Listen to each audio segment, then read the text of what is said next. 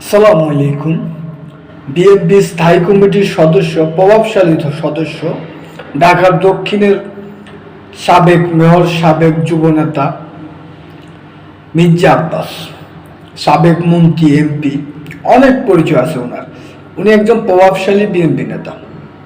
উনি নাকি শুয়োর এবং জারজের কবলে পড়েছেন। উনি গত 3 দিন আগে একটা সাংবাদিক সম্মেলনে বলেছে কিছু শুয়োর এবং জারকরা তার বিরুদ্ধে নানা রকমের মিথ্যাচার বিষোদ্গার করছে। বিএনপির প্রভাবশালী নেতার মুখে এরকম আচরণ আপনাদের কেমন লেগেছে?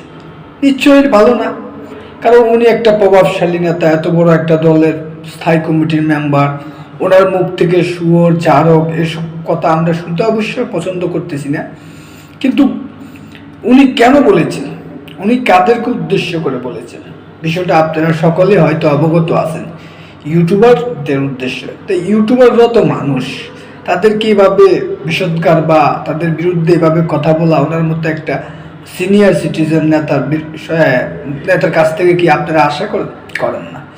তো ইউটিউবারদেরও সতর্ক হওয়া উচিত। আর ইউটিউবাররা তো সত্য কথা বলে, সত্য তথ্য বললে ওনাদের গায়ে জ্বলে। এরকম একটা সিনিয়র নেতার থেকে এরকম মন্তব্য আমরা কখনো আশাবাদী না।